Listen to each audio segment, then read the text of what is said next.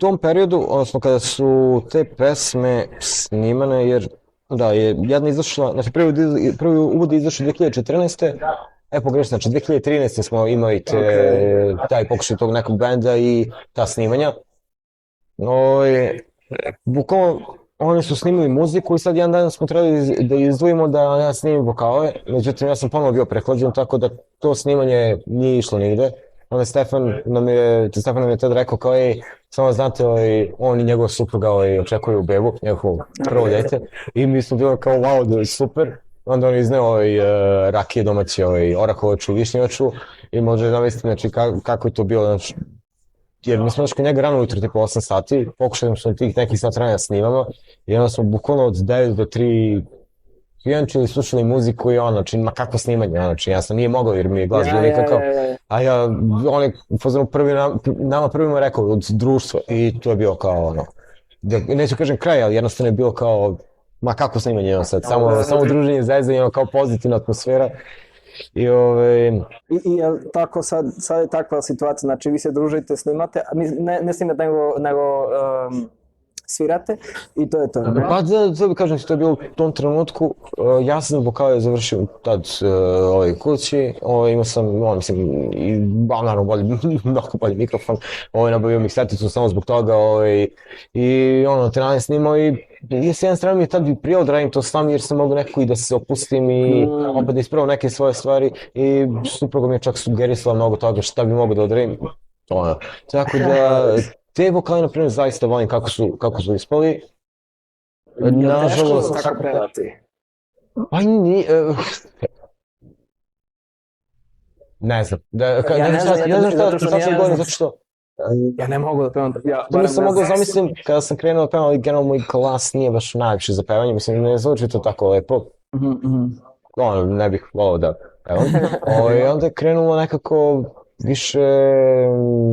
testa radi da mogu to da izlučam, onda među vremena sam krenuo da slušam Dimmu Borgir i Death i generalno uopšte ekstremni metal. I onda sam to isprobavao i ispalo je, da kažem, dobro, tako da meni to je na neki način prirodno stanje.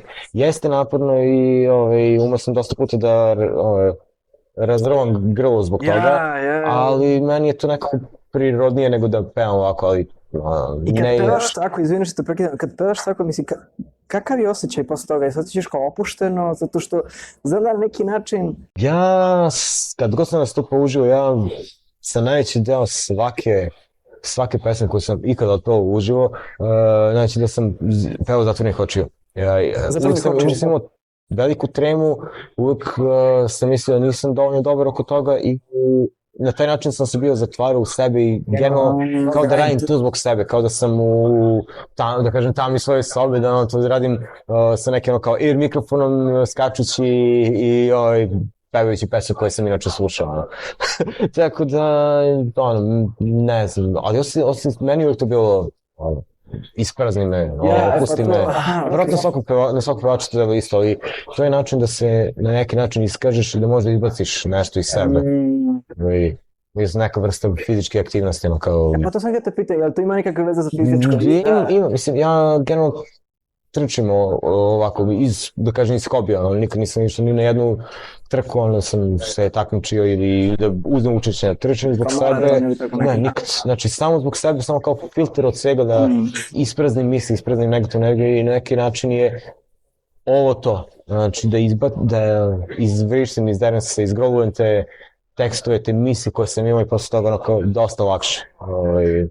Terapeutsko sredstvo. Pa to, znači kao za mene je bilo terapeutsko, verujem da je za mnogi, ali meni je to bilo način da, i možda zbog toga, zbog te treme i svega toga, u tom trenutku kada bi trebao da budeš najotvoreniji ka svemu, to je najekstravertniji, ja sam bio najintrovertniji, jednostavno nekog sam opet to gledam zadržim za sebe, a opet kažem i trema, jer nije baš lako.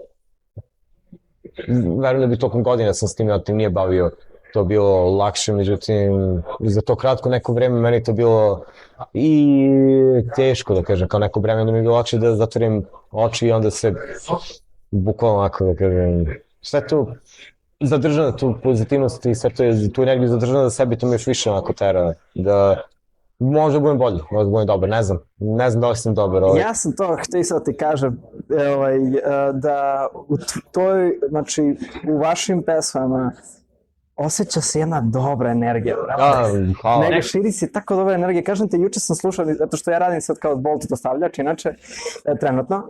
Juče sam samo slušao La Usurpadora i ne znam koje još pesme i bio sam kao fuck yeah, let's go, znaš, rekao sam, zato što izađem, svi su nešto nadrkani napolju, nešto su ono low energy i rekao sam fuck this shit i odslušao neke vaše pesme, rekao sam to, brate, idemo i posle, ne znam, izlazi Korn ili Slipknot i tako dalje.